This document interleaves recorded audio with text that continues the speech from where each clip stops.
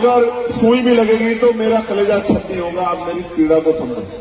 मैं आपको पूछना चाहता हूं, जब तक इस नौजवान की जेब में पैसा नहीं आएगा, जब तक पढ़े लिखे नौजवान को नौकरी रोजगार नहीं मिलेगा, आप बताओ हमारे हालात कैसे बदलेंगे? बताओ क्या बदल सकती है?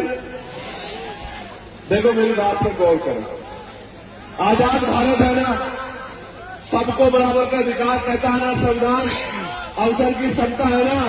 मेरी माँ यहां बैठी है, मेरी माँ हाथ उठा के बता दें, अगर जिन माओं ने हवाई जहाज का सफर किया हो, जरा एक बार हाथ उठा के मुझे दिखा दो। क्यों क्या मेरी माँ को हवाई जहाज का सफर करने के लिए अवसर नहीं मिलना चाहिए था? क्यों नहीं मिल रहा? आपको पता है, ये हवाई जहाज, ये हेलीकॉप्टर, ये अमीरों के जेब का सामान है, गरीबों के जेब का नहीं। समय बदलेगा, समय बदलेगा। मेरी बात को याद रखना। जो आज तक ट्रेन के डब्बे में नहीं चढ़ी एसी वाले में, उस अपनी मां को, बहन को हेलीकॉप्टर हवाई जहाज में बिठाने का, उसको सम्मान दिलाने का काम उनके बच्चे करेंगे। मेरी बात को याद रखना।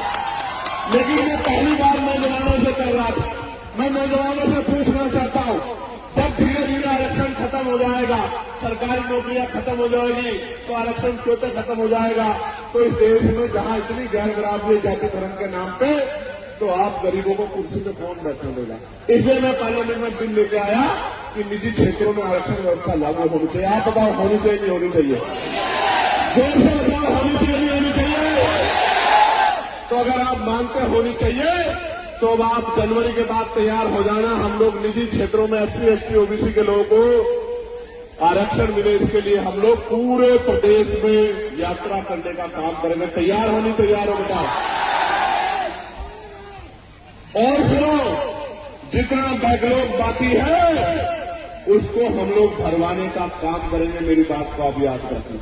जब राजकाज बनेगा, बड़े बड़े हाईवे बनते हैं, बड़े बड़े मॉल बनते हैं, जमीन अधिग्रहण की जाती है, मैं आपको विश्वास दिला के कहना चाहता हूं, जैसे आपकी सरकार ने बिहार में 1 रुपया लीज पे 100 साल के लिए 1 एकड़ जमीन और हजारों एकड़ जमीन अडानी साहब को देने का काम किया है, तो मेरे अडानी तो आप ही हो। मैं आपको विश्वास दिलाता हूं, राजकाज बनेगा, जिस गरीब पे जमीन लिए उसको हम लोग एक्वायर करके जमीन दिलाने का काम करेंगे। मेरी बात को आप याद रखें। यानी कि हर परिवार को रोजगार से जोड़ने का काम करेंगे।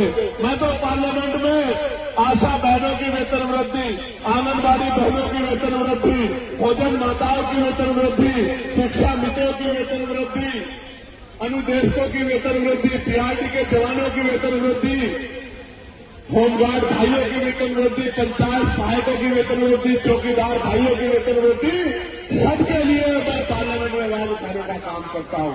और पुलिस के जो भाई है, इनको 8 घंटे की ड्यूटी मिले, सप्ताह में 1 दिन छुट्टी मिले, बॉर्डर स्कीम खत्म हो, वेतन विसंख्या दूर हो, बीएड के भाइयों को, जो बीएड करे भाई हैं, उनको अध्यापक की नौकरी मिले, BDC के भाइयों बहनों को नौकरी मिले, इसके लिए मैं पार्लियामेंट में लगातार आवाज उठाता हूं। लेकिन जब हमारी संख्या कम है, जब मैं आवाज उठाता हूं, तो वो सोचते हैं इस आवाज को दबा दिया जाए। कोई अधिकारी मुझे फोन करके कहता है कि आपकी संस्था छीन लेंगे। मैं उनसे यही कहता हूं हाथ जोड़ के कि वोट का अधिकार बाबा साहब ने दिया था, और वोट देके इन लोगों ने पार्लियामेंट में भेजा है। वोट देके कामयाब बनाना या कमजोर करना वो इनके हाथ में है। इनको फैसला करना है कि ये क्या चाहते हैं। आप ये बताओ, आजाद समाज पार्टी को मजबूत होना चाहिए नहीं होना चाहिए? बताओ। आजाद समाज पार्टी की ताकत बननी चाहिए नहीं बननी चाहिए?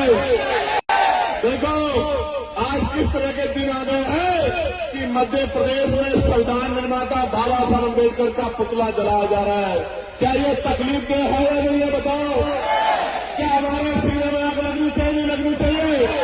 मैंने सरकार को चैलेंज किया है कि अगर 72 घंटे में उन पर अपराधियों पर कार्रवाई नहीं हुई तो मैं पैदल ही ग्वालियर के लिए निकलूंगा और किसी कीमत पे पीछे हटने वाला नहीं हूं, क्योंकि हम अपने महापुरुषों का दास किसी भी कीमत पर नहीं सहेंगे। प्यारे साथियों,